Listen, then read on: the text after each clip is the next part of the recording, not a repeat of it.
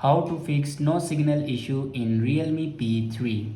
So let's start the video. First of all, open settings.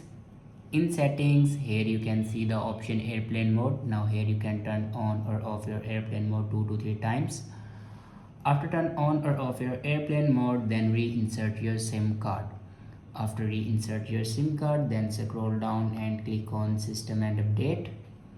And on top you can see the option software update. Now click on it, and here you can check your latest version will be updated or not. If it doesn't update to latest version, then update it to latest version.